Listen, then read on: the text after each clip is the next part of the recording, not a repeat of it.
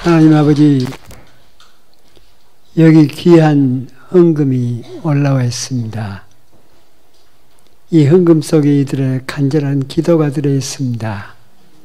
정성이 들어있습니다. 소원이 들어있습니다. 주님, 지금 받으시고 응답하옵소서.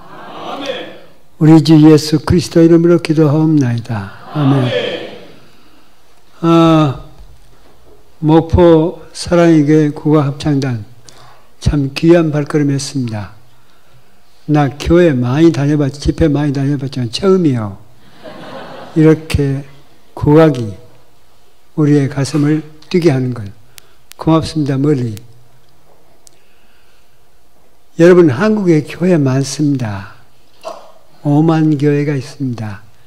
시골에 2명 모이는 교회까지 5만 교회가 있는데 그 중에 12,000교회만 목회자 사례를 할 수가 있습니다. 38,000교회는 목사님을 모셨는데 사례를 할 수가 없습니다. 그 5만 교회가 있는데 그 중에 제일 큰 교회가 어느 교회일까요? 여의도 순복음이 있습니다. 여러분, 여의도 순복음이 큽니까? 사랑의 교회가 5만 명입니다. 서울 명성교회 명성교회가 5만 명인데 그 교회가 큰 교회 아닙니다. 제가 볼 때 대한민국에서 5만 가운데 가장 큰 교회는 바로 이 교회 평안교회입니다. 사람이 많이 모이는 게 큰 교회가 아닙니다. 작아도 생명이 살아 움직이면 그게 큰 교회입니다. 난 작년에 왔고 또 앵콜로 또 왔습니다. 그런데 2번 봐도 아마 앞으로 더 올지는 모르겠습니다만 앞으로 10번을 와도 똑같을 겁니다. 대한민국에서 제일 큰 교회는 평안교회입니다.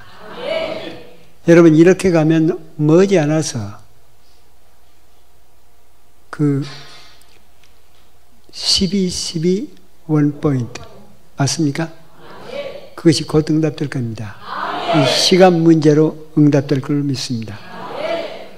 참 좋습니다.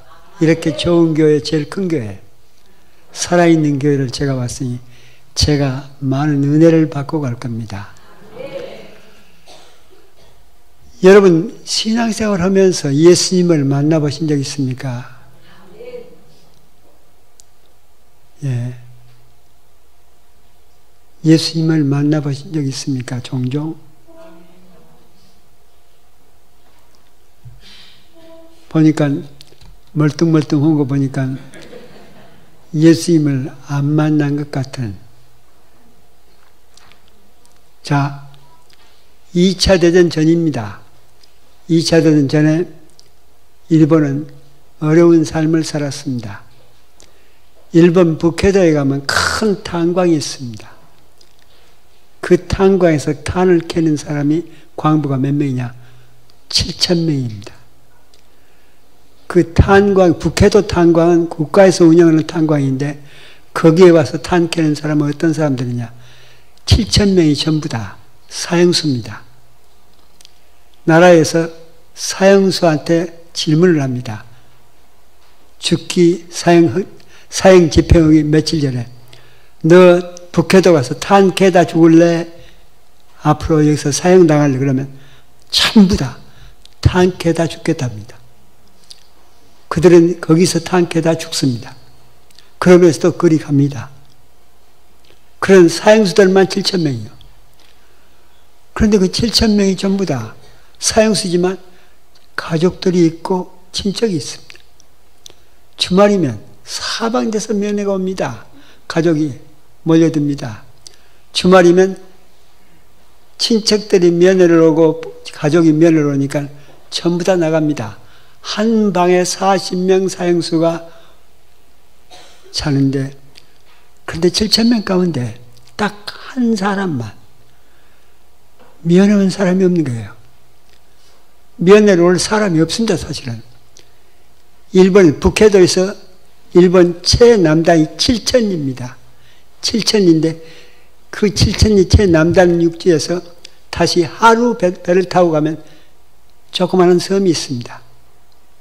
그 섬에 이 사형수의 어머니가 살고 있습니다. 그 어머니는 꼽춥니다. 그리고 몸이 너무 약해서 잘 걷지도 못하는, 그리고 가난합니다. 남의 것을 이래주고 얻어먹고 사는 그 아들이 사형수입니다. 23살 때 사람을 6명을 죽이고 사형당하기 전에 북해도 탐방으로 왔습니다. 그러니까 그 사형수는 올 사람이 없는 거예요. 친척도 없고. 왜 사람을 그렇게 죽였을까? 허리가 구부린 아버지하고 함께 어머니하고 사는데 아버지가 자기 재산을 모르게 다 팔아가지고 도망가 버린 거예요. 그 불구자 어머니하고 이 어린 아들만 남았습니다. 그때부터 이 엄마가 이 집 저 집 돌아다니면서 구걸합니다. 그걸 어머니 손잡고 이 아들이 따라다닙니다. 나중에 사람들이 자기 어머니를 구박하는 것을 많이 보고 자랍니다. 나중에 가진 부잣집 사람들한테 증오가 생겼고 그것이 나중에 크면서 분노로 바뀌어서 그렇게 살인을 저질렀습니다. 그러니까 이 사형수는 아무도 올 사람이 없으니까 다른 사람 다 나갔는데 방에서 혼자 뒹굽니다. 그런데 어느 날 간수가 딱 오더니 뒹구는데 간수가 오더니 심어지 면회. 그러니까 이상한 거예요. 나한테 면회 올 사람이 없는 거예요. 나한테 면회 올 사람이 없는 거예요. 심어지 빨리 나오라고. 그러니까 혼자 중얼거리는데 나한테 면회 올 사람이 없는데 따라갑니다. 따라가 놓고 보니까 그 문 밖에 철조망 밖에 그 어머니가 허리 굽은 어머니가 철조망을 붙들고 이렇게 바라보고 있는 거야. 그런데 이 아들이 얼마나 독한 아들이냐. 사람을 6을 죽였으니까 보통 독한 사람이 아닙니다. 자기 어머니를 보는 순간 소리를 꽥 지릅니다. 난 아들 아니여 가. 난 아들 아니여 가. 그리고 돌아들어서 들어가려고 합니다. 간수가 딱 잡습니다. 그래서 네 어머니 왔잖아. 나는 아들 아니야. 빨리 가라고. 그리고 들어가려고 하는데 이 엄마가 하는 얘기가 나 안 만나도 좋아. 이것이나 받아가. 가서 그걸 딱 낚고챕니다. 그리고 돌아서 그냥 들어갑니다. 어머니하고 인사하지 않고. 그 어머니는 그냥 갔습니다. 들어와서 이 보재기를 이렇게 열어보니까 그 신구약 성경이요. 교회도 다니지도 않는데 다녀본 적도 없는데 신구약 성경을 보고는 이놈이 퍽 웃는 거예요. 이걸 왜 나한테 가져가고 방에다 던집니다. 그때 나이가 들어온 지 3년 됐으니까 26이요. 던져버리고 누웠습니다. 그런데 면회를 끝나고 이제 들어오는 다른 39명 그 사형수들이 딱 방 안에 굴러다니는 성경을 보더니 눈이 뒤집어집니다. 왜냐? 그때는 일본도 전부 다 힘들어서 종이가 귀하던 시절이요. 근데 담배를 피울 때는 꼭 신문지 같은 종이로 말아서 피우는 건데 이 종이가 담배를 피우는 사람한테 금처럼 귀합니다. 그런데 성경 이 종이는 담배를 말아서 피우는 데는 아주 일품이요. 그 보자마자 아무도 모르게 이쪽에서 한 장 딱 떼서 이 사형수가 뻥에다 집어넣고 다른 사형수가 딱 와서 또 이쪽에서 딱 집어넣고 이게 한 열흘쯤 지나니까 양쪽에서 상당히 떨어져 나갑니다. 어느 날 이 시모지가 이렇게 누워있는데 방에 이 성경이 굴러다녀 양쪽에서 상당히 떨어져 나가.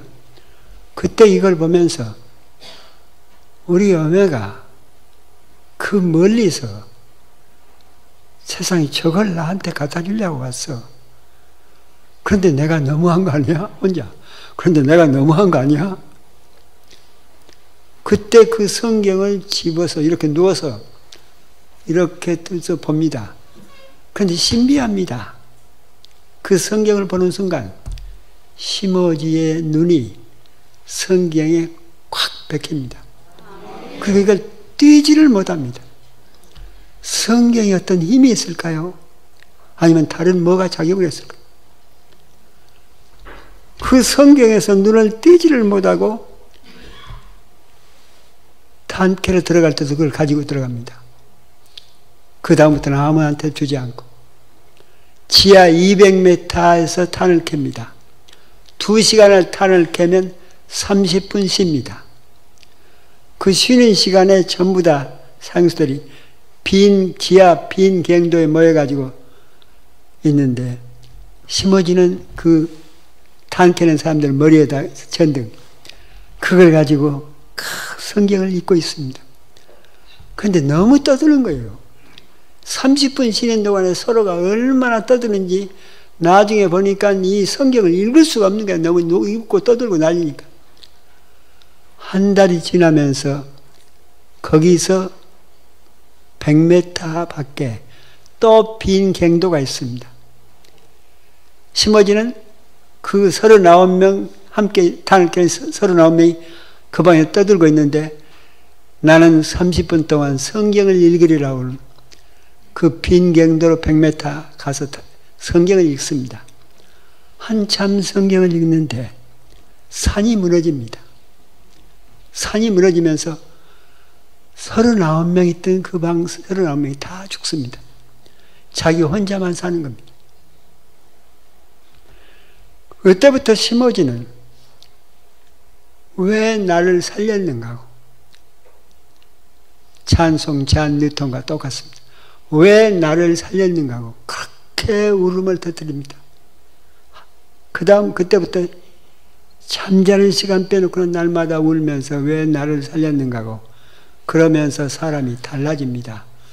모든 삶이 180도로 달라집니다. 천사로 달라집니다. 오직 다른 사람들을 돕는 29, 그런지 29살이 되면서 너무너무 많이 천사로 달라졌으니까 결국 특별 사명이 돼서 나옵니다. 그리고 고향을 내려갑니다. 이 성경을 자기가 갖다 준 고향을 내려갔는데 그 7,000km. 고향을 내려가서 보니까 어머니는 이미 돌아가시고 없고 그 동네 사람들한테 물었습니다. 우리 어머니가 나를 찾아왔다고. 동네 사람들이 놀라는 거야. 네 어머니는 간 적이 없다는 거야. 네 어머니는 우리 마을을 떠난 적이 없다는 거야. 그리고 네 어머니 건강으로는 너를 찾아갈 수가 없다고. 그리고 남은 것을 얻어먹고 있는 처지에 그 가는 여비가 일본 사람들 중산층도 보통 병이 아니라는 겁니다. 근데 네 어머니가 너를 찾아갈 리가 없다는 거야. 그때 심어지는 이런 우리 어머니가 아니었구나. 예수님이었구나. 어머니가 예수님이 어머니로 둔갑해서 예수님이 어머니의 모습을 가지고 심어지를 찾아왔다. 심어지는 그 후로 주님의 은혜 가운데 사는데 79에 죽습니다. 사면돼서 나오면서 딱 50년 살다가 죽습니다. 50년 사는 동안에 일본 천황으로부터 대상을 받습니다. 일본 천황으로부터 상을 받은 사람은 일본 역사상 몇 사람이 안 됩니다. 고아원을 8개를 세울 50년 동안에 중고등학교를 8개를 세우면 교육자 대상, 사회복지 대상을 받고 죽습니다. 여러분, 우리는 예수님을 만납니다. 예수님은 우리 눈으로 볼 수가 없습니다. 우리는 하나님을 볼 수가 없습니다. 그러나 하나님은, 예수님은 우리를 종종 찾아오십니다. 여러분, 톨스토이가, 소련의 유명한 그 작가 톨스토이가 이런 글을 썼습니다. 어떤 여자 신도가 그렇게 예수님을 보고 싶은 겁니다. 한 번만 주님을 보고 싶다고 그렇게 기도를 계속하니까 어느 날 꿈에 예수님이 나타나셔서 내가 내일 네 집을 방문한다. 그리고 꿈을 깹니다. 흥분을 합니다. 내일이면 우리 주님이 오신다고 했다. 그때부터 음식을 준비했답니다.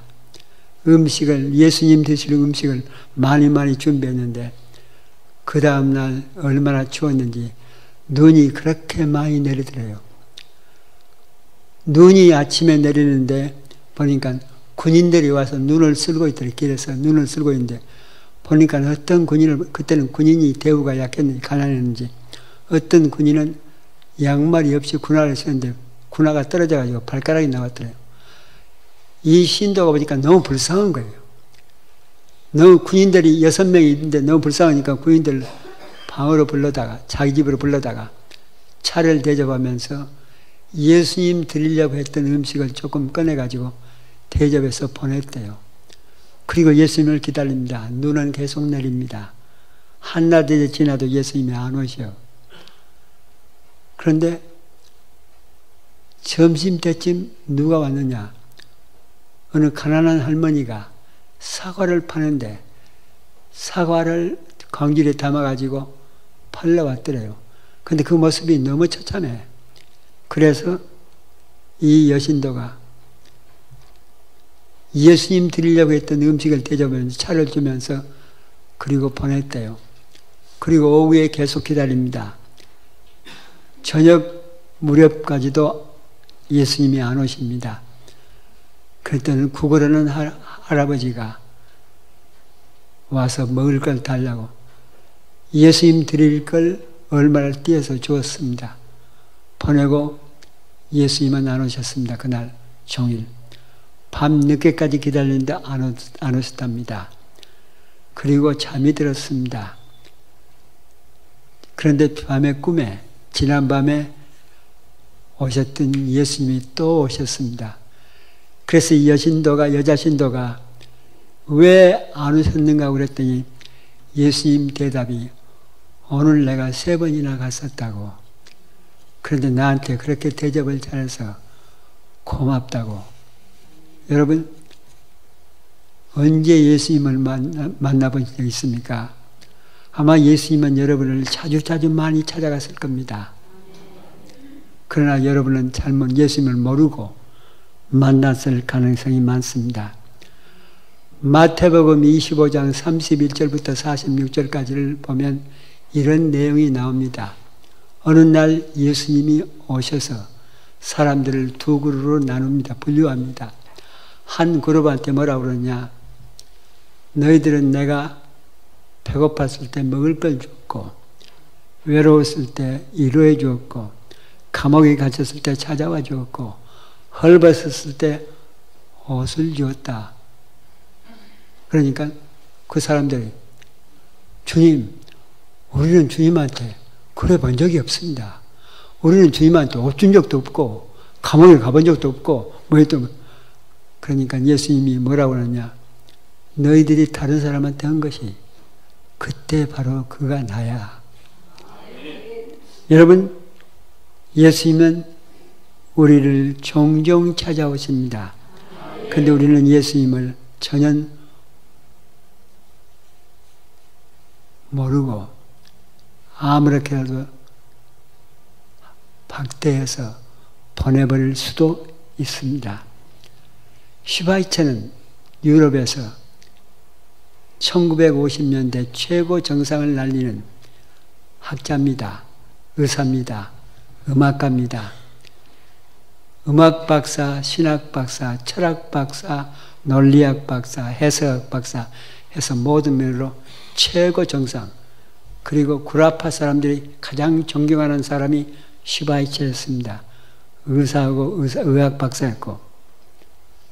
그런데 그가 어느 날 갑자기 52살에 그 모든 걸 다 버리고 아프리카로 떠나갑니다. 어디로 가느냐? 아프리카 람팔레로 갑니다. 람팔레를 왜 갔느냐? 병원에 들어갔는데 그 병원은 문둥병 환자를 수용하는 마을이었습니다. 병원. 문둥병 환자를 치료하러 거리 떠납니다. 왜 갔는가 물었더니 난 주님을 2번이나 만났었다고. 그리고 결단을 하게 됐다고. 주님을 어떻게 만났습니까? 했더니 13살 때 내 동갑 친구 13살과 짜리와 둘이 싸움이 붙었답니다. 시바이처럼 몸이 건강했습니다. 상대방 친구는 빌빌했습니다. 싸움이 붙었는데 그놈을 딱 들어서 땅에다 던졌답니다. 그리고 그놈이 배를 딱 타고 앉아서 목을 절랐답니다. 그 친구가, 몸이 약한 친구가 빌빌하면서 숨을 헐떡거리면서 시바이처를 올려다보면서 뭐라고 그랬냐? 나도 너처럼 일주일에 고기를 한 번만 먹을 수 있었다면 나는 너를 이길 수 있었을 거야. 시바이처는 날마다 고기를 먹는 아이야. 부잣집이니까. 그때 시바이처는 너처럼 부자여서 나도 일주일에 한 번만 고기를 먹을 수 있었으면 난 너를 이길 수 있었을 거야. 이 말은 무슨 말이냐? 이 아이는 고기를 먹을 수가 없는 아이. 시바이처는 그때야 깨닫습니다. 아, 고기를 먹을 수가 없는 사람이 있다. 그때 시바이처는 손을 놓고 혼이 나간 아이로 집으로 돌아옵니다. 얼마나 그것이 충격이었는지. 그때부터 3년 동안 일체 고기를 입에 안 댑니다. 나중에 오랜 세월이 지난 다음에 시바이처는 그때 그 아이는 예수님이었어. 시바이처는 그때 놀라운 어떤 삶의 변화를 느낍니다. 그리고 새롭게 살기 시작. 그게 바로 그 경험이 시바이처를 만들어냅니다. 예수님을 만나면 사람의 삶이 달라집니다. 바뀝니다. 예수님을 만나면 이상하게 우리들의 흩어졌던 정신이 하나로 모아집니다.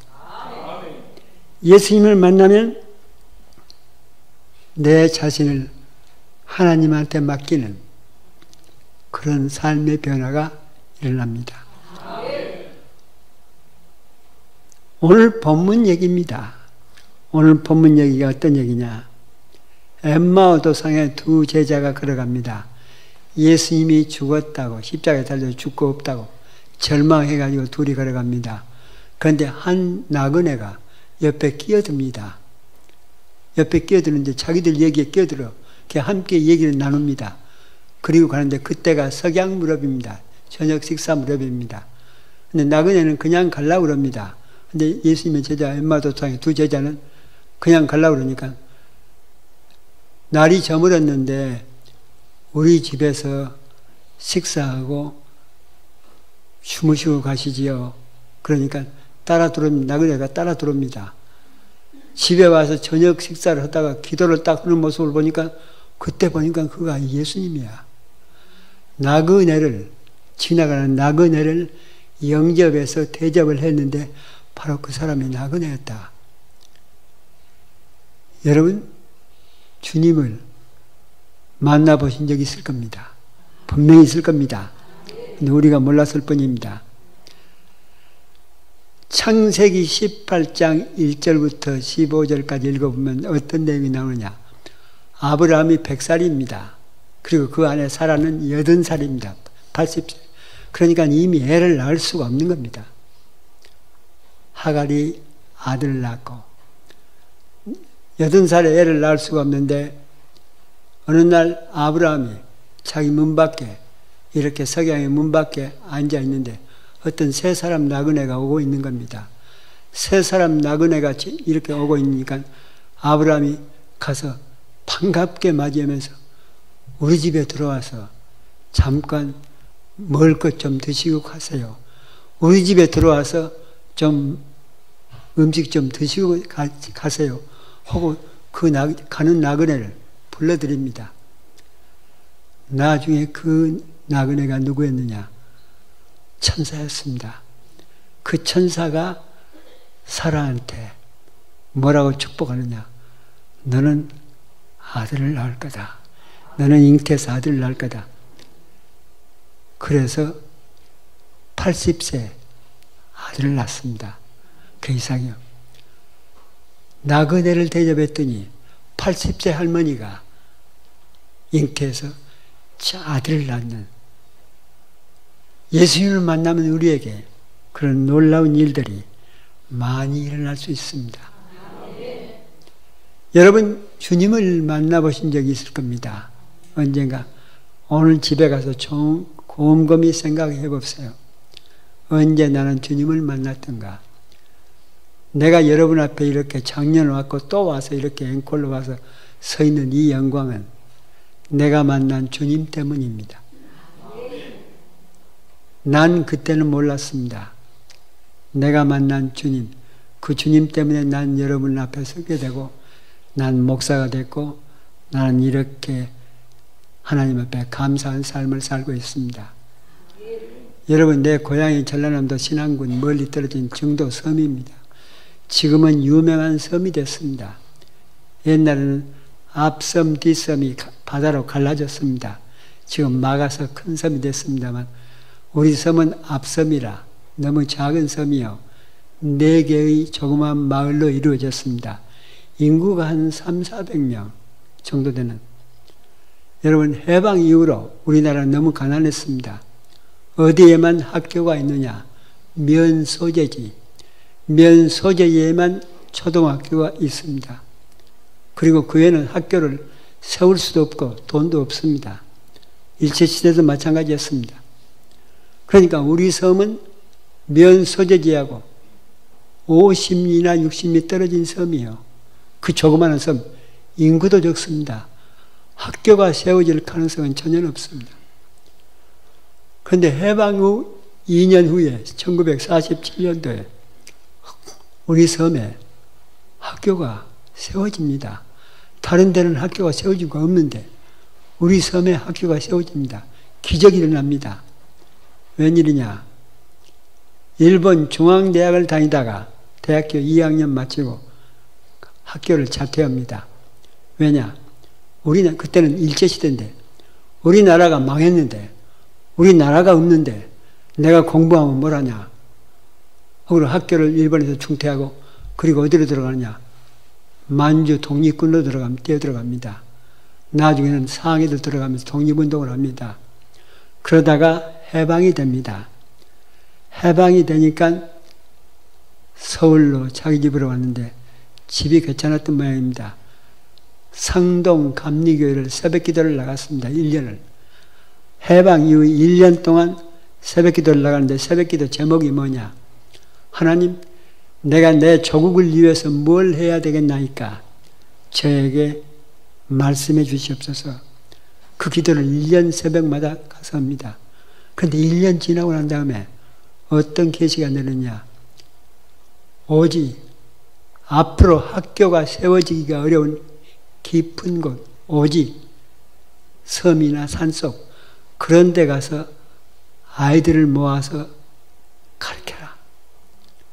그런 계시가 내리더래요. 그때부터 이 사방대 돌아다닙니다. 그런데 산속 깊은 데 경상도 들어가 보니까 빨갱이들이 너무 많더래요. 그때는 공산당을 학대를 하니까 자꾸 산속으로 들어갑니다. 무서워서 산에는 육지는 못 들어가더래요. 그래서 배를 타고 섬으로 돌아다닙니다. 학교가 세워지기가 어려운 섬. 돌다가 어느 섬을 만났느냐? 우리 정도섬을 만납니다. 근데 섬이 너무 멋있어. 심리 백사장이 너무 멋있어. 그리고 조그마한 마을이요. 거기에 딱 비리 꽂혀서 배를 내리고 우리 마을을 돌아다닙니다. 학교 세우려고 한다고. 아이들을 모이자고. 그리고 전라남도, 그때는 미군이 우리나라를 정치할 때입니다. 우리 정부가 아직도 만들어지지 않았습니다. 우리 정부가 세워진 것은 48년도입니다. 그때는 미군이 우리나라를 지배할 때인데 전라남도 광주가 군정청이 있고 전라남도 지부가 거기에서 모든 권한을 다 가지고 있습니다. 학교를 세우는 권한도 모든 권한도. 그래서 이 선생님이 그 전라남도 교육청에 가서 나 일본 중앙대학에서 학교 2년 마쳤어. 나 초등학교 선생님 자격증 주세요. 학교 다니다 자퇴증, 재학증 다 보이니까 그때는 인재가 없던 시절이라. 선생님 인재가 없던 시절이라. 오케이. 그냥 도장 찍어줍니다. 자격증 줍니다. 그리고 나 이 섬에다가 학교를 세우겠습니다. 이 섬에 학교를 세우겠는데 허가를 해주세요. 오케이. 그 대신 돈이 없어. 나중에 돈이 유엔에서 어떻게 돈이 올지는 모른다고. 오면 연락하자고. 그리고 학교 허가를 맡아서 옵니다. 선생님 자격증 받아가지고 옵니다. 그런데 빈손으로 우리 섬에 들어왔습니다. 그리고 4개 마을을 돌아다니면서 학교가 허가됐다. 학교가 됐다. 공부하고 싶은 아이들 모아라. 그리고 돌아다닙니다. 그런데 일주일인가 열흘을 돌아다녔는데 신비합니다. 그때 선생님 나이가 39이요. 근데 39명이 딱 모아진 겁니다. 그 39명 가운데는 나처럼 7살짜리, 8살, 9살, 10살, 11살, 12살, 15살, 17살, 18살. 이렇게 7살부터 18살짜리까지 고루고루. 그런데 18살짜리는 5명이 있었는데 그 중에 3명이 결혼을 했습니다. 애까지 가지고 있습니다. 학교가 처음 세워지니까 다 모았습니다. 이게 한반입니다. 그래서 제가 전증국민학교 제1회 졸업생이요. 처음 47년도에 세워졌으니까. 그런데 교실이 없습니다. 39명. 여러분 백사장이요. 그 모래가 얼마나 푹신한 거니. 이 방석 아주 좋은 푹신한 방석에 앉는 것 같아. 교실이 그 백사장입니다. 흙판 갖다 딱 꽂아놓고 선생님이 글을 가르칩니다. 우리는 다 백사장 앉아서 배우는데, 근데 그게 국가에서 정식으로 허가한 초등학교입니다. 국민학교. 근데 그 선생님은 오전 내내 성경만 가르쳐. 신구약 성경, 모세, 여호수아 모든 게 오전 내내 그 성경만 가르칩니다. 그 점심 먹고 오면 그때부터 이제 산수 가르치고 한글 가르칩니다. 그러니까 지 맘대로 해버리는 거죠. 요즘 같으면 여지없이 모가지인데 자기 마음대로. 그러니까 이게 성경학교입니다. 성경학교. 그리고 비만 오면 안 갑니다. 왜? 학교가 없으니까. 그 황해 바다를 바라보면서, 그 바다 보면서. 그런데 그 선생님은 우리들 앞에다 놓고 얘기를 하다가 꼭 독립군 얘기합니다. 독립운동을 자기가 할 때 그 경험들을 얘기하는데, 독립운동 얘기할 때마다 선생님 눈에서는 눈물이 뚝뚝 떨어지면서 얘기를 합니다. 그리고 우리들이 섬 아이들이 영양실조로 감기에 걸리고 아파서 학교를 못 나오면 그 선생님은 꼭 신방을 했습니다. 우리 섬에는 양복 입고 구두 신고 하는 사람은 우리 섬에서는 그 사람이 처음이요. 그렇게 그런 사람은 본 적이 없으니까. 47년대 그 선생님이 아이들이 아프면 신방을 가는데 부모들이요 너무 무서워해. 두려워해. 선생님이 오시면. 인사만 하고 얼른 부모들은 저쪽 방으로 가버려요. 그러면 선생님이 그 아이 방에 들어가서 3시간이고 4시간이고 앉아서 찬송 부르다가 기도하다가, 우리 섬 아이들이 그 선생님한테 사랑을 받는데 이게 보통 사랑이 아니요. 3개월, 4개월을 지나가니까 섬 아이들은 선생님한테 홀랑 빠집니다. 이게 뿅가. 선생님 아침 밥 먹고 빨리 학교 가서 선생님 보는 게 우리들의 소원이었어요. 3, 4개월, 5개월이 지나가니까 아이들이요 확 달라져. 모든 삶이 생활이 달라져. 우리 서마이들이 언제 부모님한테 허리를 딱 굽으면서 학교 다녀오겠습니다 인사를 합니까? 그런 버릇이 없습니다. 그런데 선생님이 허고를 하니까 아이들이 39명이 전부 다 부모들도 놀래고 아이들의 삶이 달라집니다. 나중에 시간이 지나가니까 선생님이 너무 좋으니까 선생님이 우리하고 하나가 되는 거예요. 감정이 함께 어우러집니다. 선생님이 독립군 얘기하면서 우리 동포들이 어떻게 살았는가를 얘기하면서 눈물을 뚝뚝 떨어뜨리면 39명 가운데 20명 정도는 그렇게 웁니다. 선생님이 눈물 흘리면서 얘기하면 여기서 저기서 펑펑 울고 나중에 너무나 감정이 격한 애들은 막 뛰어나갑니다. 다른 데로. 뛰어나가서 크게 소리를 지르면서 울고 이게 우리들의 교실이었습니다. 선생님 말씀 한마디면 우리들은 죽는 신임까지 다 할 정도로. 그러니까 그때 우리 심정은요, 어떤 심정이에요? 초등학교 1학년, 2학년 그 나이 때 선생님이 나라를 위해 죽자면 우리는 다 똑같이 다 죽을 각오가 돼 있어요. 어린아이지만. 그런데 이 선생님이 다른 건 다 돼. 근데 딱 한 가지만 절대로 안 변해. 아이들이. 그게 뭐냐? 욕버릇이요.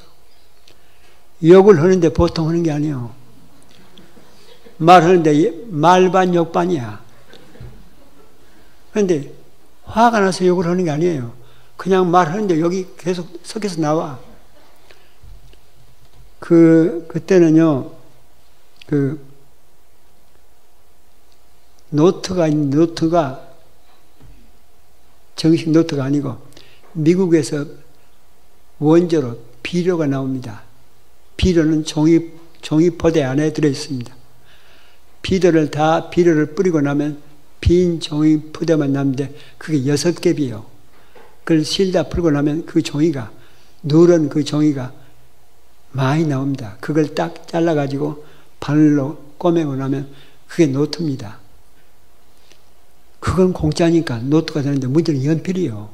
연필은 돈 주고 못 봐서 사야 돼요. 근데 섬 사람들이 어떻게 돈이 있습니까? 돈 없어. 그런데 39명 가운데 아마 20명 정도는 연필이 있습니다. 근데 19명은 연필이 없습니다. 그러니까 연필이 없는 아이는 연필이 있는 아이의 연필을 빨리 써야 연필을 빌려서 자기도 쓰는 건데. 근데 연필을 빌려 쓰는 처지가 얼마나 아쉬워요. 근데 반드시 욕을 하면서 빌려달라는 겁니다. 옆에 쓰고 있는 아이한테 빨리 쓰라는 거지. 야, 개새끼야, 빨리 좀 써라. 그러면 절대로 또 그냥 앉는다. 이 연병을로 마우살로 뭐, 연필도 없는 새끼야. 뭔 개 지랄하고 있네. 근데 이게 화가 나서 하는 게 아니에요. 그냥 나오는 얘기예요. 우리 옆집 아줌마 딸이 순자예요. 근데 자기 딸을 부르는데 꼭 욕을 집어넣습니다. 순자야, 괜찮아. 순자야, 살려라. 근데 그게 미운 게 아니에요. 그 정이 들어있는, 끈끈한 정이 들어있는. 섬 사람들의 욕은 그건 욕이 아니에요. 그건 아주 끈끈한 정이 들어있는 언어요. 근데 선생님은 그걸 욕으로 듣는 겁니다. 이게 문제예요. 나 얼마 전에도 고향에 갔습니다만 요즘 게이트볼을 해요. 나이 든 사람들이 겨울에 게이트볼을 하는데 같이 놀면서 얼마나 웃고 또 놀아요. 노는데 내 어떤 형이 나하고 함께 지나가면서 하는 얘기요. 저 사람들 참 신나게 노네. 그걸 왜 욕을 집어넣어? 저 개새끼들 연병하네. 근데 그게 가만히 보면 화가 나서 그런 게 아니고 그냥 저 사람들 신나게 노네. 그걸 왜 그렇게 표현하냔 말이에요. 근데 그게 섬 사람들의 말이에요. 근데 선생님은 그 욕만 들으면 흙판에 뭘 쓰고 있다도 그 애들이 욕소리만 들리면 딱 돌았습니다. 그리고 소리를 지릅니다. 이놈들아, 욕을 하면 훌륭한 대한민국 국민이 못돼. 욕을 하면 하나님의 사랑받는 백성이 못돼. 이놈들아, 욕하지 마. 그런데 욕을 하지 말라는 것은 우리들한테 말을 하지 말라는 것과 똑같은 일이에요. 나중에 이게 7개월, 8개월이 지나가니까요, 선생님이 얼마나 좋은지. 선생님을 좋아하는 아이들은 이제 나옵니다. 유배다가 선생님한테 깐끈하게 엉켜진 아이들이 나옵니다. 그 아이들은 욕을 안 하려고 애를 씁니다. 근데 욕을 안 하려고 하면 이게 보통 일이 아니에요. 정신을 한참 가다듬지 않으면, 정신을 집중 안 하면 이게 욕이 나와버리니까. 말이란 술술 나와야 말이거든요. 근데 말을 하는데 이때 욕 빼고, 이거 욕 빼고는 말이 안 돼버리는 거야. 이게 요즘 독일어 하는 것보다 훨씬 어렵습니다. 욕을 안 넣고 말하는, 그 당시 그랬습니다. 그런데 선생님을 너무나 좋아하는 아이들은 욕을 빼고 말을 하면 한참 정신을 가다듬고 말을 합니다. 언젠가 한번 우리 반장이 원영인데 선생님을 유별나게 좋아했던 아이입니다. 내가 제일 앞에 앉았는데 그 아이가, 반장 원영이가 나를 이렇게 째려보고 있는 겁니다. 그래서 난 속으로 저 새끼가 왜 나를 저렇게 째려보고 있냐 그랬죠. 그래서 나를 이름을 부르는데 욕을 빼고 말을 하려는데 정신을 지금 가다듬고 있는 겁니다. 그러면서 한다는 얘기가 택이여. 이 말이 얼마나 어려운 거니. 참, 택이야 개새끼야, 택이야 이 새끼야, 택이야 뭐서 그렇게 돼야 말이 되거든요. 그런데 택이여. 그러니까 나머지 38명이 전부 다 7명이 쳐다보면서 저 새끼 서울말 쓰네. 이게 욕을 빼면 이게 오히려 흉이 되는 그런 판이요. 선생님이 아무리 해도 이것만은 안 되는 겁니다. 1년, 2년, 3년, 1949년 11월입니다. 난 11월만 오면 그 선생님이 생각납니다. 1949년 11월 마지막 주 월요일, 그때 이미 유엔에서 돈이 나와가지고 판자로 2칸짜리 건물이 지어졌습니다. 이제 1학년, 2학년, 3학년까지 있습니다. 그때 선생님이자 교장이 혼자 다 합니다. 근데 우리 3학년 첫 수업에 선생님이 우리 반에 들어와가지고 뭘 가지고, 그게 욕표요. 선생님 도장이 찍혀진 종이를 한 사람 앞에 10장씩 나눠주는 겁니다. 다 나눠주고 난 다음에 선생님이 이게 욕표다. 토요일 날 조사를 하겠다. 오늘부터 누구든지 욕만 하면 그 욕소리를 제일 먼저 듣는 사람이 욕표를 뺏는다. 토요일 날 12시에 조사를 해서 오늘 받은 10장 외에 10장을 대표해서 학생이 많이 나오면 그때 선생님이 하얀 종이에 든 노트를 보여주는 거예요. 우리는 49년도에 하얀 종이 노트를 처음 봤습니다. 우리나라는 종이 공장이 없었습니다. 유네스코 원조 문자로 다른 나라에서 종이를 사다가 노트를 만들어 우리한테 주었던 겁니다. 그런데 그 노트가 도시 학교나 오지 우리 섬 학교까지는 안 옵니다. 충분하게 원조를 못 받았습니다. 그러니까 우리는 그런 종이를 구경해 본 적이 없어. 근데 선생님이 그걸 목포에서 사온 겁니다. 마카오지로 된 노트다. 이걸 토요일 날 조사를 해서 오늘 10장 재놓고 10장을 대표해서 학생 내면 한 권을 준다는 겁니다. 그때 39명 눈깔이 휙 돌아가 버립니다. 와, 그 대신 벌칙도 있다. 오늘 받은 10장을 한 장도 없이 다 빼앗겨버린 학생이 많이 나오면 옷을 홀랑 벗겨서 운동장을 2바퀴 돌린다. 왜 3바퀴가 아니고 2바퀴인지는 모르겠습니다. 2바퀴 돌린다. 근데 그걸 듣고 이상하게 생각하는 아이들이 하나도 없어. 아무 반응이 없어. 왜 그러냐? 우리 섬 아이들은 7살까지 옷을 안 입고 큽니다. 그러니까 옷을 벗겨서 운동장 돌리고 그건 재밌는 일이지 그건 벌이 아니요. 근데 선생님은 그걸 벌이라고 지금 얘기를 하고 있는 겁니다. 그리고 선생님이 수업 끝내고 나갔습니다. 그런데 이게 말을 하면 욕이 함께 나오는 거니까 이게 욕을 안 할 수가 없는 겁니다. 그러니까 욕을 뺏겨. 계속 욕표를 뺏겨. 그리고 나만 오는 거예요. 저도 요게. 그러니까 같이 빼서 여기 계속 오고 갑니다. 역표가 계속 오고 가는데 수요일쯤 가서 보니까 거의 다 역표가 본전이야. 하도 빼앗기고 하도 빼앗어. 목요일쯤 되니까 아이들 가운데 노트를 타긴 타야 되는데 노트를 타려면 욕을 안 해야 되는 거야.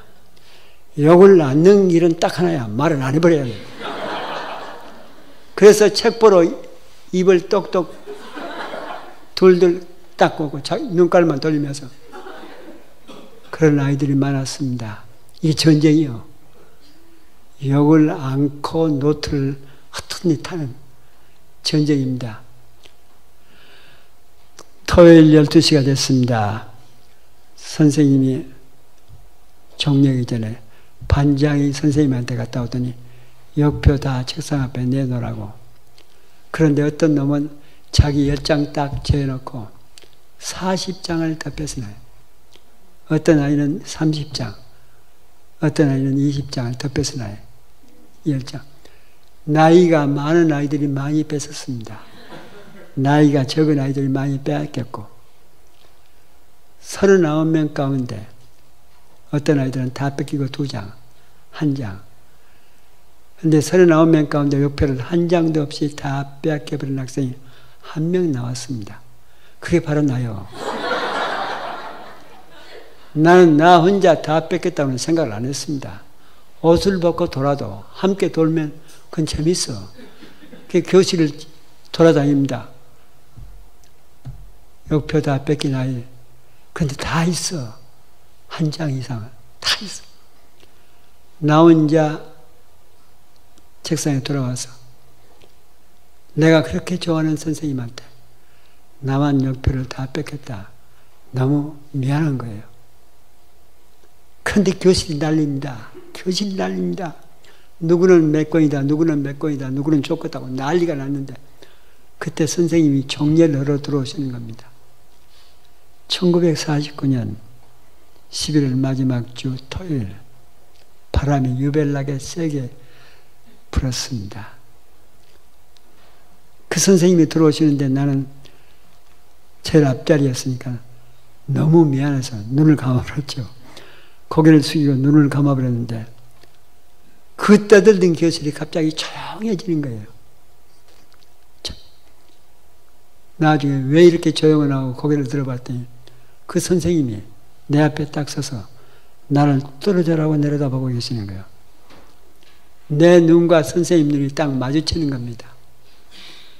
마주치는 순간 선생님이 나 따라와. 앞으로 나가시는 교무실로 가시는 겁니다. 난 한참 뒤에 가면서 교무실에 가면 내 옷을 뺏기겠지. 그리고 나 혼자 운동장을 도는 장면을 상상하면서 갔습니다. 그때 선생님이 딱 들어가니까 의자에 앉아있는데 매를 들고 있는 거예요. 나더러 뭐라고 그러냐. 바지거든. 그때는 바지를 입고 다닐 때. 바지거든. 내가 너를 10대를 때릴 거야. 그러니까 네가 크게 세.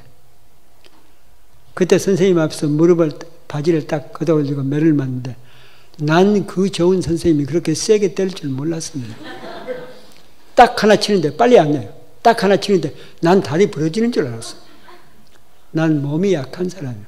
몸이 약한 아이인데 얼마나 아픈지 하나 둘 세 선 셌습니다. 그런데 세고 난 나도 모르게 너무 아프니까 내게서 나온 반응이 아이고 매! 내 음살이 조금 있긴 있습니다. 아이고 매 하면서 딱 돌아서 두 손을 매를 막은 거예요. 내가 두 손으로 매를 막으니까 선생님이 매를 못 내리치잖아요. 그때 선생님을 보니까요 그렇게 우는 거예요. 팍 울면서 나한테 하시는 말씀이 이놈아 내가 너를 얼마나 믿었는지 이놈아 내가 너를 얼마나 믿었는지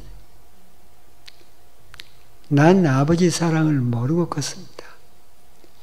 여러분 작년에 와서 얘기한 바 마찬가지로 우리 아버지는 우리 어머니는 아버지보다 3살이 더 많으시고 나중에 내가 태어나던 우리 아버지는 우리 어머니, 아버지보다 17살이 어린 정말 예쁜 처녀를 또 아내로 맞이해서 저 건너 작은 섬에서 살림을 차렸습니다. 그러니까 우리 아버지는 거기가 중심이지 우리는 중심이 아니에요. 우리 아버지 우리 집에 오면 무섭기만 했습니다. 난 아버지 사랑을 모르고 컸는데 그 선생님이 울면서 이놈아 내가 너를 너무나 믿었는데 이건 말이 아니요. 이건 폭탄이요. 나도 모르게 다시 돌아서서 바지를 걷었습니다. 내 나이 10살이요. 그 다음에 7대를 지금도 모릅니다. 어떻게 그 선생님이 가만히 때렸을까? 아니면 내가 아픔을 못 느꼈을까? 가! 나더러 가! 근데 그때 훈련을 어떻게 받아요? 반드시 인사하고 가는 거예요. 가! 그러는데 돌아서 선생님한테 인사하고 가려고 딱 그런데 선생님은 내 인사 받지 않고 책상에 이렇게 팔꿈치를 대고 두 손 얼굴 가리고 펑펑 우는데 난 그냥 돌아오는 겁니다. 교실로 돌아오니까 아이들이 전부 다 운동장만 쳐다보고 있는 거예요. 내가 옷 벗고 나올 줄. 그냥 오니까 아이들이 그때부터는 노트는 이미 다 껐다 뭐 난리가 났는데 그냥 들어왔다. 난 아이들이 떠드는 게 아무 상관이 없었습니다. 내 앞자리에 와서 그렇게 소리를 치면서 울었습니다. 울면서 내가 내뱉은 말이요. 나도 크면 선생님처럼 나라를 사랑할 거야. 나도 크면 선생님처럼 훌륭한 신앙인이 될 거야. 나도 크면 선생님처럼 나라를 사랑할 거야. 나도 크면 선생님처럼 훌륭한 신앙인이 될 거야. 그리고 선생님은 1950년 5월 한국 전쟁이 일어나기 한 달 전에 학교가 세워졌습니다. 교실도 2칸 지어졌고 그러니까 임무가 된 겁니다. 또 학교를 세우기라고 또 떠났습니다. 그 선생님이 우리를 떠날 때 우리 아이들이 하루 종일 울었습니다. 그 백사장에 모여서 선생님한테 가버리고 난 다음에 해질 무렵까지 아이들이 백사장에 주저앉아서 그렇게 울었던. 나중에 부모들이 나와가지고 아이들 달래느라고 더 좋은 선생님 온단다 그러니까 우리들 입에서 나온 얘기가 더 좋은 선생님 싫어. 그리고 선생님 떠났습니다. 그리고 한 달 후에 한국 전쟁이 터졌습니다. 한국 전쟁이 터지고 우리 섬 인구가 400명 정도 되는데 징집이 됩니다. 군대를 가야 됩니다. 우리 섬에서 27명이 전사했습니다. 그러니까 이달에는 누구 집 아들 죽고 다음 달에는 누구 집 아들 죽고 이게 섬 초상집이 3년 동안에. 그래서 우리 섬 사람들은 그 선생님 생각은 까마득히 잊어버렸습니다. 그분이 있었는지 없었는지 그것도 잊어버리고. 왜? 사람이 죽는 전사, 우리 형도 죽었습니다. 그리고 그렇게 살았습니다. 그런데 어느 날 내가 미국에 가서야 가만히 보니까 내가 교회 나가서 신학교 갔고 목사 됐고 미국에 가서 공부했고 그래서 한국에서 신학교 교수했고. 여러분 우리 섬 정씨는요 송강 정철 14대 직손이요 유배족입니다. 섬을 살지만 보통 양반이 아닙니다. 우리 정일 정씨, 우리 집 섬집 정씨들한테는 절대로 교회 가면 안 됩니다. 그건 죽는 겁니다. 그런데 나는 교회 나갔습니다. 목포에서 중학교. 그리고 내가 신학교 가고 목사 됐습니다. 우리 집안 아무도 교회 못 나갔습니다. 내가 미국에서 신학교 교수 돼가지고 한국 나와서 딱 신학교 가니까 우리 집안 형제간들이 내 체면 때문에 교회 나가야 된다고 전부 다 그때부터 나갔습니다. 내가 교회 가서 목사 되고 여러분 앞에 서게 된 것은 그 선생님 매 맞고 와서 나도 크면 선생님처럼 훌륭한 신앙이 될 거야. 근데 그 말이 그렇게 나를 이렇게 만들어버릴 줄 난 몰랐어. 그때 나를 매를 들고 때리면서 울던 그분은 선생님이 아니에요.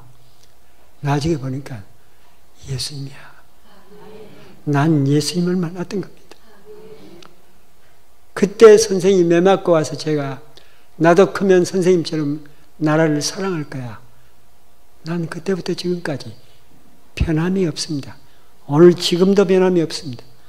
나라를 위해서 민족을 위해서 난 죽을 각오가 되어 있다는 사실입니다. 목포에 와서 중고등학교를 다니는데요. 그때는 50년대 우리가 가난했잖아요. 대학을 간다는 게 쉬운 일이 아닙니다. 대학을 간다는 게 쉬운 일이 아닙니다. 그러니까 100명 가운데 대학을 갈 수 있는 아이가 10명이 미만이었습니다.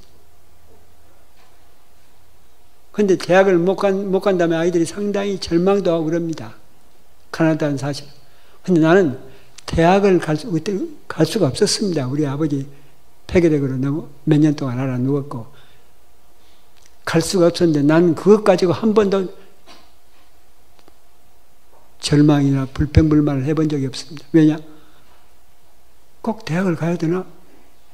나라를 위해서 죽으면 되는 거죠. 꼭 대학을 나와야 돼? 나라를 위해서 안중근처럼 윤봉처럼 죽으면 얼마나 자랑스러운 일인데 꼭 대학을 다녀야 되나? 난 그렇게 살았습니다. 지금도 마찬가지입니다. 지금도 전쟁이 일어난다면 북한과 전쟁은 아니고 그런 전쟁은 나는 안 나갈 겁니다. 우리 형 하나 죽은 것으로 족합니다. 일본과 중국과 전쟁 붙으면 난 지금 나이 80에 나라에다가 정식으로 요청할 겁니다. 총을 달라고, 술탄을 달라고. 난 젊은이처럼 뛸 수 없어. 그러나 호 속에 들어가서 적을 몇 놈 죽이고 나 죽을 거라고. 난 그럴 각오로 지금 삽니다. 그런데 그게 어디서 왔을까? 나라를 위해서 목숨 바치겠다는 그 사람 지금도 변함이 없는데 그건 선생님한테 매 맞고 와서 나도 크면 선생님처럼 나라를 사랑할 거야. 그때 내뱉은 말이 내 평생 삶을 이끌어오는 겁니다. 그걸 언제 느꼈을까요? 미국에 가서 내가 세계적인 학자 웨이노츠 박사 만나서 나한테 어떻게 너는 사람을 그렇게 사로잡냐? 누가 너를 이렇게 만들었냐? 과거를 샅샅이 묻는데 그 선생님 얘기를 했던 거예요. 나는 아무리 별 감정 없이 그때 선생님 웨이노츠 박사가 하나님이 너를 살리려고 천사를 보냈어. 그 선생님은 저에게는 그분은 사람이 아니에요. 예수님이었습니다.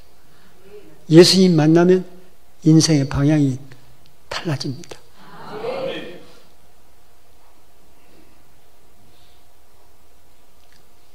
그 선생님이 그때 얼마나 귀한 분이냐. 그걸 깨닫는, 미국 간 지 5년 만에 깨닫는 겁니다. 그리고 한국에 수소문을 하는 겁니다. 이미 은퇴해서 어디가 계신지 모른대요. 사방대로 조사했는데 고흥 저쪽 어디선가 산속에서 혼자 감나무를 키우고 있대요. 연락을 했습니다.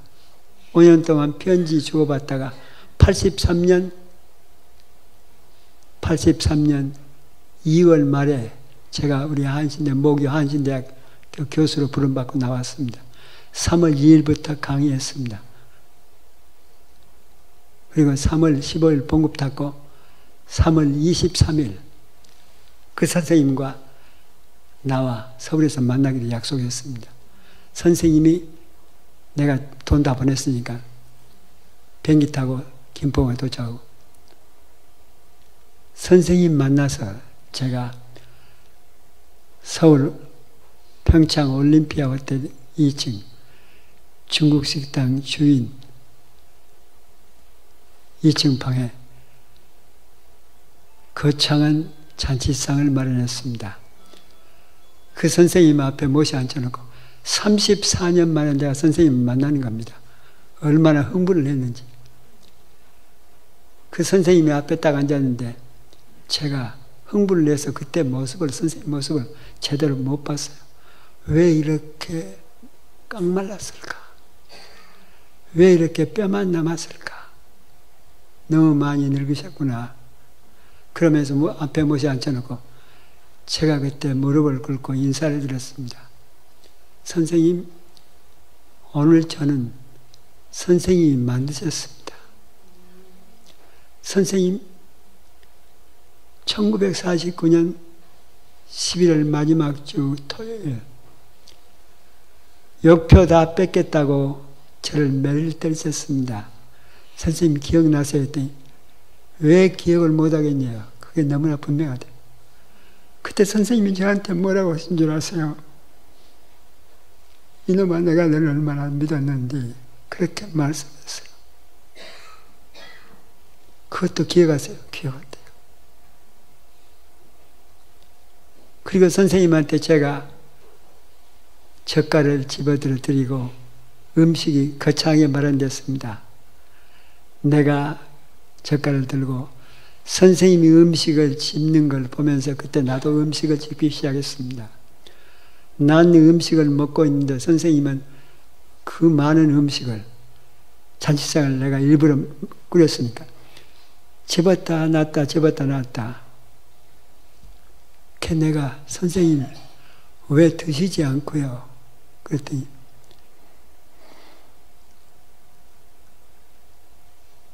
울면서 정 박사 미안해. 내가 이걸 먹어야 되는데 내 이 암이 너무 깊어서 먹으면 넘어와. 정 박사 미안해. 내가 이걸 못 먹어서. 그때 선생님 모습이 딱 제정신 들고 보니까 오래 못 살 분이야. 나 미국에서 죽어가는 사람만 수백 명 본 사람이요. 이 치유상담 공부하면 보니까 몇 개월 못 살아. 그때 나도 모르게 젓갈을 떨어뜨리고 혼이 나간 사람처럼 돌아가서 선생님 무릎에 머리를 파묻고 우는데 선생님 용서해 주세요. 내가 복이 없어서 이렇습니다. 그때 둘이 울다가 음식은 손에 대지도 않고 그냥 나왔습니다. 아, 이것이 마지막이로구나. 사진관에 들어가서 사진 찍었습니다. 그리고 다음 날 선생님은 비행기로 광주로 내려졌습니다. 그리고 2달 반 후에 세상 떴습니다. 나는 직접 예수님을 본 적이 없습니다. 직접 하나님을 만난 적이 없습니다. 그러나 분명 예수님은 그분은 저에게 예수님이었습니다. 여러분 주님을 어디선가 분명히 만났을 겁니다.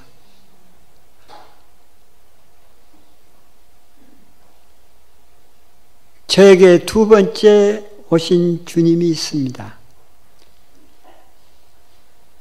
저는 신학교를 졸업하고 작년 말씀드린 바와 같이 교회를 갈 수가 없었습니다. 사람이 두려웠습니다. 자신이 없었습니다. 그래서 사람들 앞에서 기도를 할 수가 없었습니다. 왜? 사람들 앞에 서면 딱 굳어버리니까. 사람이 두려운데 어떻게 교회를 가요? 전도사로. 그래서 저는 길을 어디를 택했냐? 공장으로 돌렸습니다. 내가 가야 할 길은 신학교 졸업했는데 내가 가야 할 목표는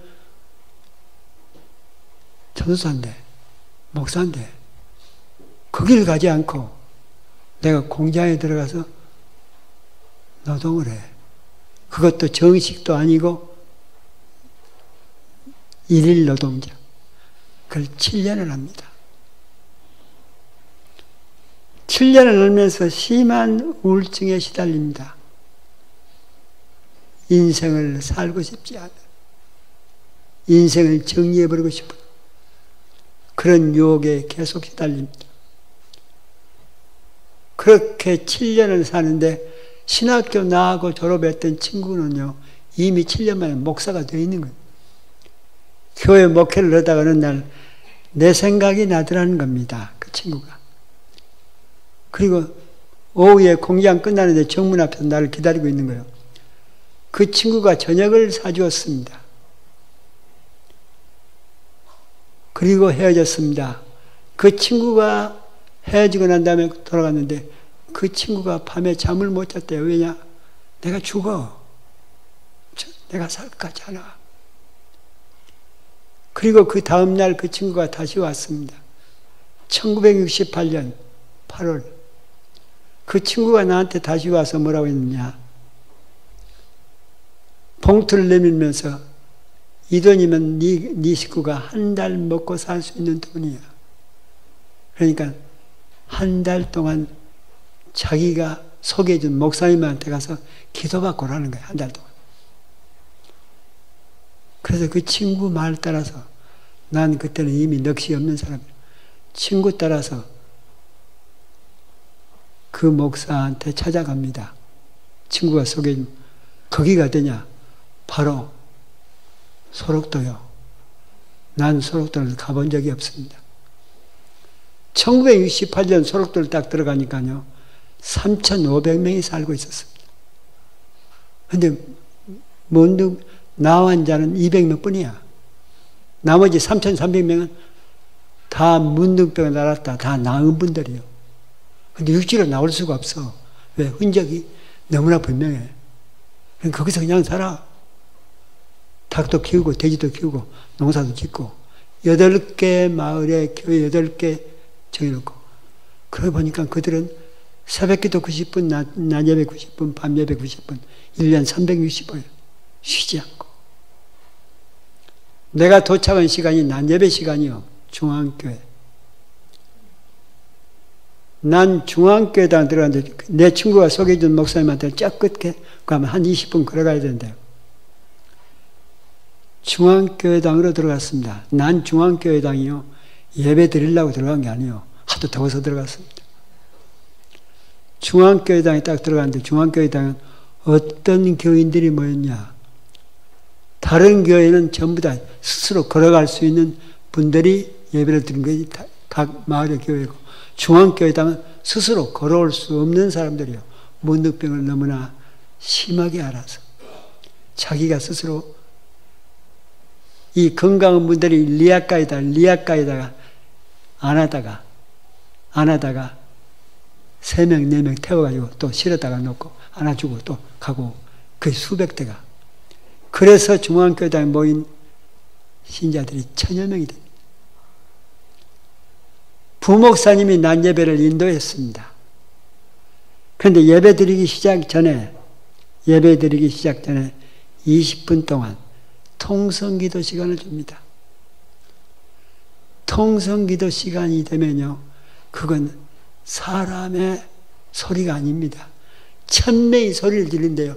이건 폭탄이요. 지붕이 떨어져 나갈 것 같아. 할렐루야 주여 하나님 오고 난리가 났는데요. 그때 나는 한마디를 겉으로 말할 수 없었습니다. 그렇게 영적으로 완전히 죽어버린 사람이에요. 그런데 내 뒤에서 어떤 남자가요, 바리톤 음성을 가졌는데 기도를 하는 거야. 남자가 하는데 그렇게 우는 거예요.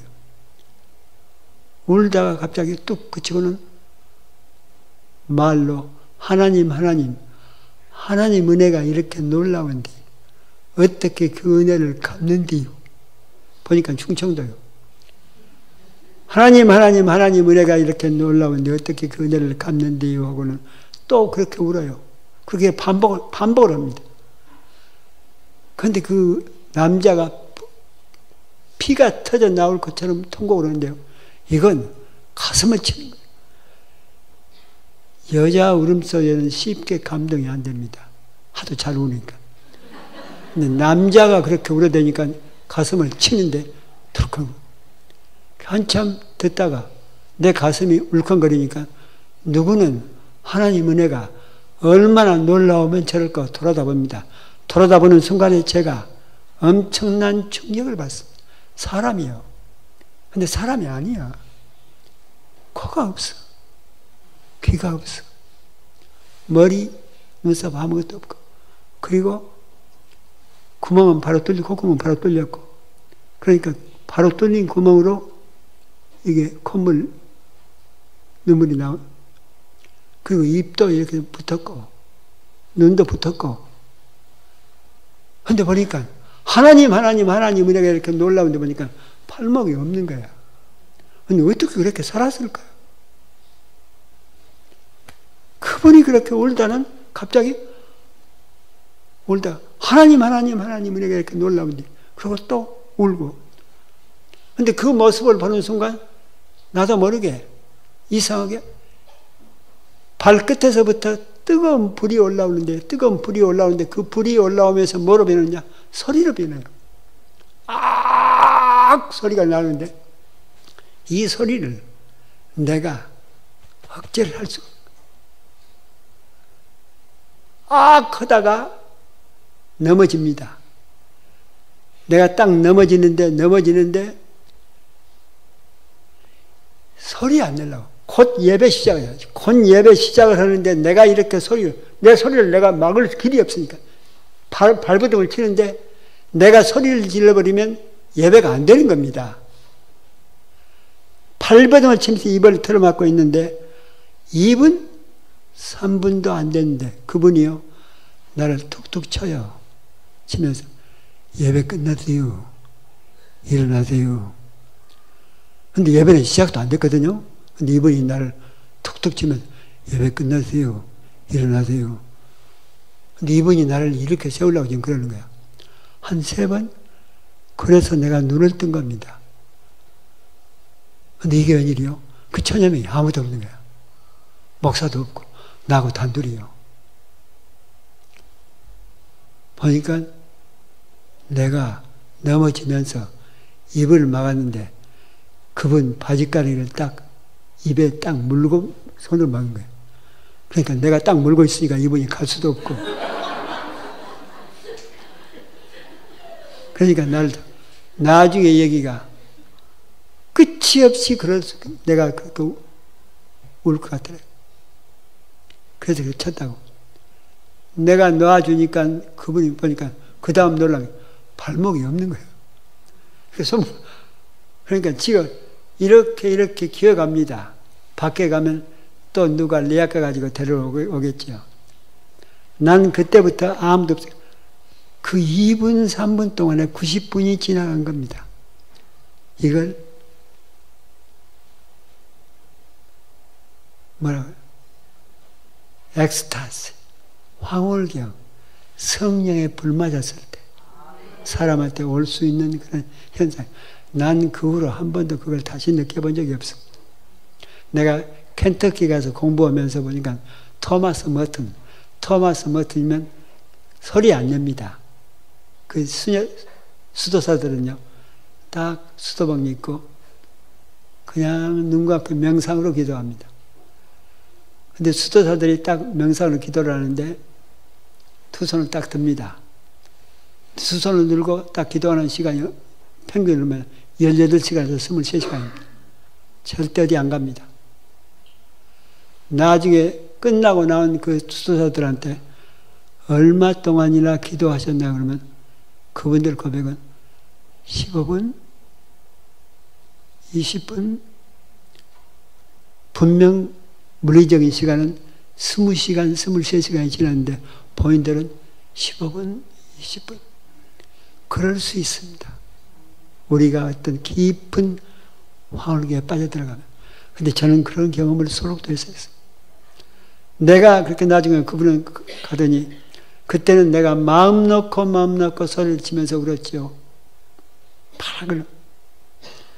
밖에 앉아 있는데, 그분이 앉아 있는데 그분 어깨를 틀어잡고 내가 흔들면서 뭐가 그렇게 고마우세요? 저한테 얘기 좀 해주세요.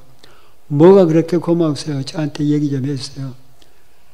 제가 물었더니 그분이요, 춤을 추는 거예요. 발목이 없으니까 일어서지 못하고 앉아서 그 손목 없는 이 손을 흔들면서 어쩔 줄을 모르면서 고맙고 말고 감사하고 말고 고맙고 말고 감사하고 말고. 내가 문득병을 알았더니 내 고향이 나를 버리더구만. 나중에 내 친척들까지 나를 버리더구만. 마지막에 내 가족까지 나를 버리더구만. 그런데 소록도까지 나를 따라와서 나에게 기쁨과 감사를 주신 분이 있어. 어쩔 줄 모르. 난 내 친구가 나를 소록도로 보내면서 이건 읽고 가야 돼. 그때 책이 200페이지 소록도라는 책이 있습니다. 그걸 내려오면서 읽었는데 보니까 부부가 함께 살다가 남편이 문득병 걸려. 그러면 일제시대부터 강제로 소록도로 집어넣습니다. 다시는 못 나옵니다. 죽을 때까지 못 나옵니다. 한 번 들어가면. 남편이 문득병 걸려서 소록도로 들어갔는데 아내가요, 멀쩡한데 따라 들어갑니다. 그리고 남편 옆에서 시중 들다가 거기서 죽습니다. 그런 여자가 18명이 있습니다. 그런데 부부가 함께 살다가 아내가 문득병 걸려서 소록도로 강제 이송당합니다. 그러면 따라 들어간 남편 놈은 한 놈도 없습니다. 난 그걸 봤기 때문에 소록도까지 나를 따라와서 내 가족까지 나를 버렸는데 소록도까지 나를 따라와서 나의 기쁨과 감사를 주시는 분이 있어 혹은 춤을 추는데 내가 그때 아주머니가요 할 때 아니야, 예수님이야. 그 입에서 내가 아니야, 예수님이야. 난 그때 예수님이 어떤 분이냐, 예수님이 어떤 분이냐, 내가 그분한테 뭐가 그렇게 고마우세요? 묻는 질문 속에 당신은 고마울 게 아무것도 없어. 당신은 고마울 게 아무것도 없어. 코가 있어, 귀가 있어, 머리가 있어, 얼굴이 제대로 붙어서 눈이 붙어서 입이 붙어, 발목이 있어, 발목이 있어. 당신은 고마울 게 아무것도 없는데 왜 그랬어요? 내가 그 질문인데 그분은 예수님이야. 그때 내가 엄청난 예수님, 내 친구가 소개해준 목사님한테 간다는 생각을 전혀 까마득히 잊어버리고 그때 내가 그분한테 난 울면서 나는 갈 데가 없어요. 나 좀 재워주세요.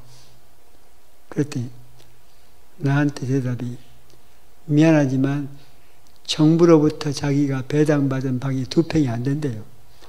그러니까 사람을 데리고 들어가서 함께 잘 수가 없대요. 다른 물건도 있고. 그때 내가 울면서 나 누워서 잠 안 잘 거예요. 나 그냥 앉아 있을 거입니다. 하도 내가 울면서 사정하니까 그럼 같이 가자요. 나중에 리아카가 왔고 울면서 따라갔습니다. 그 박상천 권찰님하고 2주 동안 14일 동안 함께 먹고 잤습니다. 14일 동안 먹고 자면서 내가 인생에서 가장 많이 울어본 때가 그때입니다. 하루 종일 웁니다.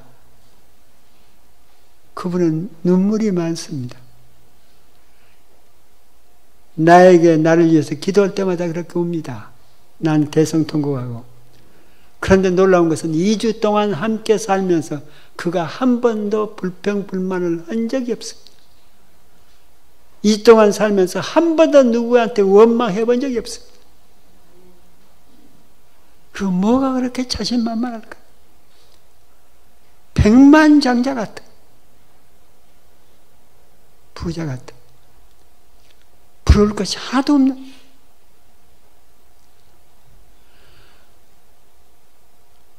일 동안 그렇게 함께 울면서 기도받고 사는데 2주가 되는 15일째 되는 날인가 새벽 3시까지 울다가 기도하다가 그리고 잠이 들었습니다. 아침에 좀 늦잠일까요? 딱 눈을 뜨니까 창살로 햇빛이 들어오는데 내 얼굴을 딱 비치는데 그때 나도 모르게 빨딱 일어서서 제가 악을 씁니다. 아니야! 인생은 살만한 거야. 인생은 못 있는 거야. 인생은 이렇게 살면 안 되는 거야. 그러면서 제가 15일 만에 안양 공장으로 다시 돌아갑니다. 그리고 돌아가서 제일 먼저 제가 헌 책방에 들어가서 책을 삽니다. 그 책이 나이가 드신 분들은 알 거예요. 옛날 영어 참고서 메들리 3일체입니다. 600페이지. 그걸 사가지고 공장에서 트럭에다가 나일론 실박스 가득 실어주면 떠나고 10몇 톤짜리 트럭에다가 떠나면 한 2시간쯤 시간 있으면 또 옵니다. 그 2시간이 빕니다. 2시간 동안 그 책을 열심히 읽습니다. 또 실어주고 나서 또 읽고 그렇게 1년이 갑니다. 집에 와서 주말이면 또 공부하고 1년이 지났는데 어느 날 공장에 가면서 그 책을 잊어버리고 간 거야. 공장에 딱 갔는데 책을 안 가지고 온 겁니다. 혼자 눈을 감고 누웠는데 이상한 현상이 보입니다. 그 메들리 책 내용이 눈에 보여. 1페이지부터 총 문장부터 다 보여. 가만히 보니까 600페이지가 다 보여. 그러면 내가 600페이지를 거의 다 외우고 있다는 얘기입니다. 그래서 69년 제가 그때는 우리나라 사람들이 미국 간다는 생각을 안 할 때입니다. 미국 갈 수 있는 길이 하나 있습니다. 누가 돈 대주는 것도 아니고 국가에서 돈 대주는 것도 아니고 유네스코에서 우리 한국 정부에다가 미국 대학에서 170 대학에다 장학금을 받아서 한국 정부에 넘깁니다.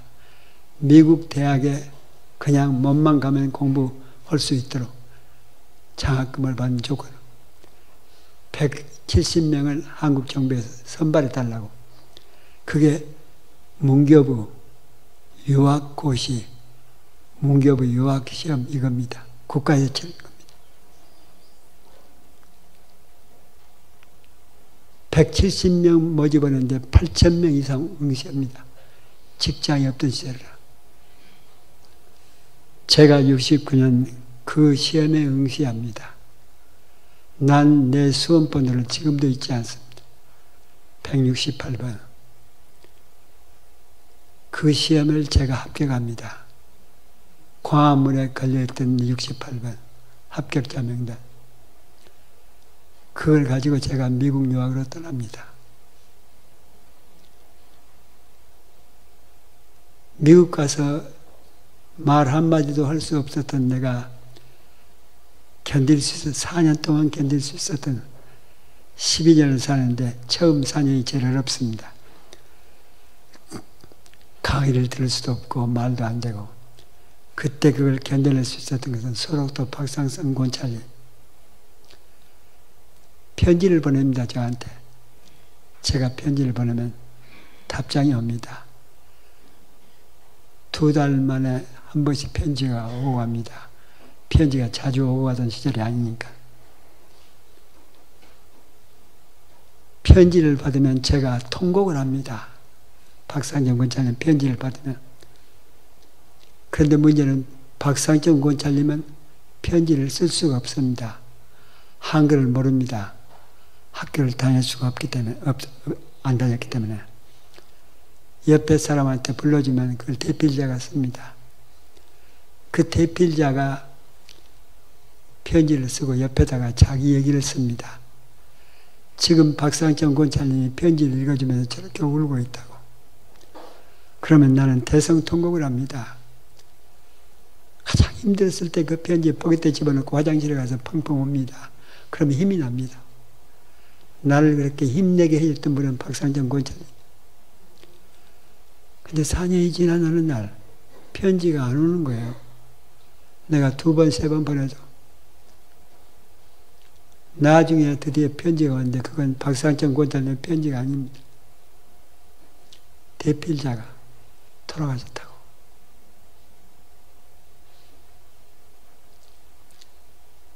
내가 만난 박상천 권사님은 그분은 사람이 아니요. 그분은 예수님이었습니다.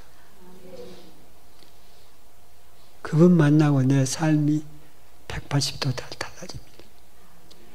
예수님 만나면 우리한테 놀라운 어떤 마음속에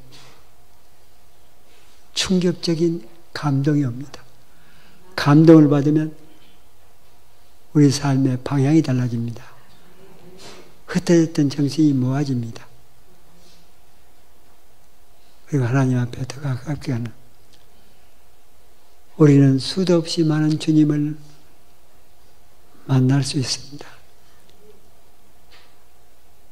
그 주님을 우리는 놓치면 안 됩니다. 난 특별히 평안교회 여러분에게 주님은 많이 많이 찾아올 줄로 믿습니다.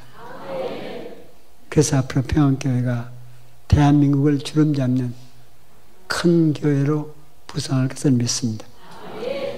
기도합시다. 하나님 아버지 감사합니다. 대한민국에서 제일 큰 교회, 평안교회에 와서 제가 이렇게 귀한 분들을 만나고 있습니다. 제 눈에는 평안교회 모든 식구들이 전부 다 예수님으로 보입니다. 예수님이 모인 이 교회가 나중에 한국을 크게 감동시킬 것을 믿습니다. 예수님으로 기도합니다. 아멘.